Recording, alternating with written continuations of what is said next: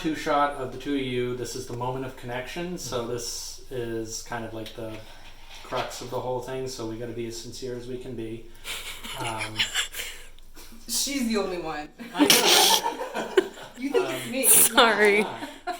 Bricked is the first bigger project I've been able to work on since January 2020 for reasons you might have heard of. It's been in the news. Although my wife and I were able to do a couple of quarantine shorts while we were all kind of stuck inside, we both knew we wanted to do something bigger again once it was safer to do that and get out and actually work with people.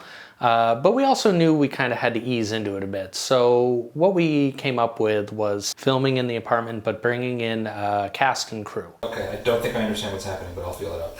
So I actually wrote the script back in 2017-ish.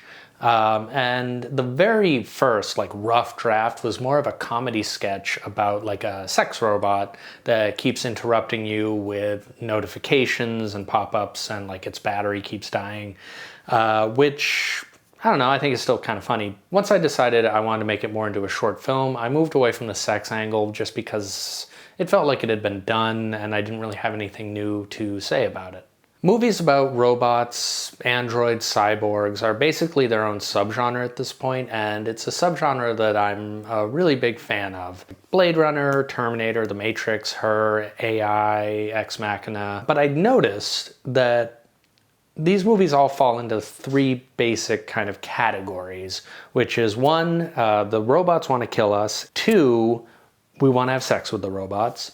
Or three, it's sort of like a deeper examination of what consciousness even is, man. And those are all great topics to cover, but I felt like I didn't have anything new to say kind of within any of those three kind of broader categories. But then I kind of thought about like, what would an android in today's world, in 2021 America, what would that actually look like? It would probably just look like a human version of our phones. The only companies that have the kind of resources to pull off tech like this are the big tech companies like Google, Amazon, Apple, and I figured they'd probably just do what they're doing with our phones now. Collecting our data, serving us targeted ads, trying to upsell us on stuff, tracking our movements and our purchases. Imagine if your Instagram feed was a person.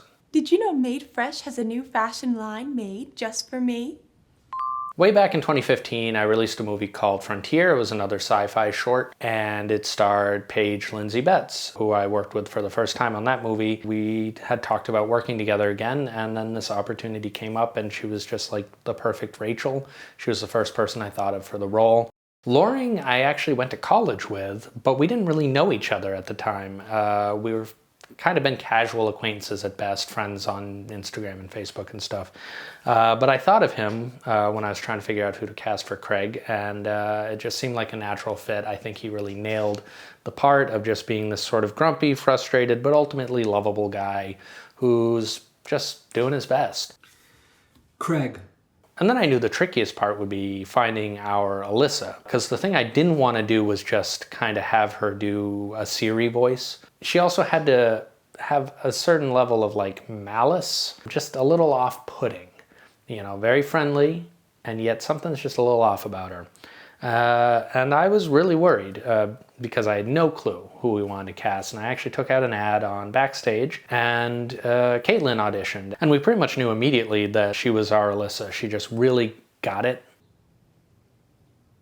Hi. So I thought I'd share a couple little tricks I did for this movie. The one I'm most proud of is the fire effect. I knew the fire didn't have to be perfect. I knew it was going to be obscured by the breakfast bar and kind of like in soft focus.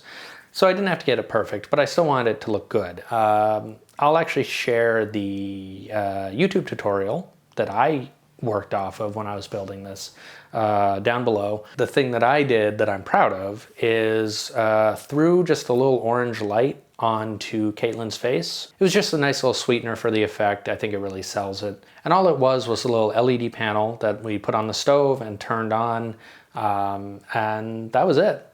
Super simple.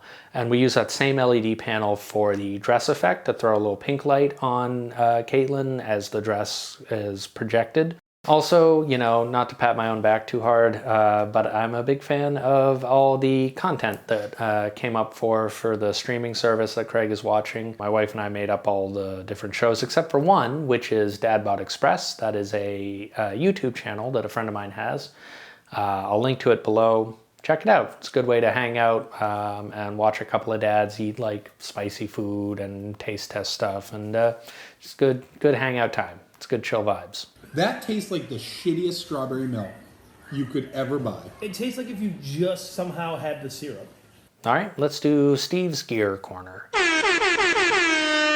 So I filmed this on my Panasonic GH5S, shot in Panasonic's Vlog at 4K. Kept the aperture open at an f2.8, 400 ISO, and a 240 shutter angle. For lighting, we actually used almost entirely just natural lighting from our windows. We happen to be in an apartment now that has some big sliding glass doors and bigger windows, and they provided a nice motivated light while also keeping the apartment a little on the darker side. I wanted it to feel kind of dark and gloomy, but obviously not too much.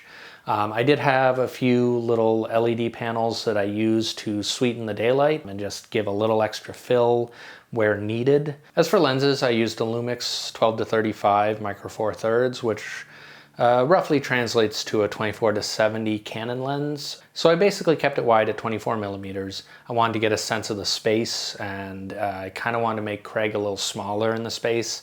You'll notice he's always kind of lower in the frame or crowded by Alyssa. Occasionally I would punch in to about 35 or 40 millimeters for just singles, like Alyssa, for example, or Rachel here and there. But mostly I wanted to keep it pretty wide and just really live in the space with the characters.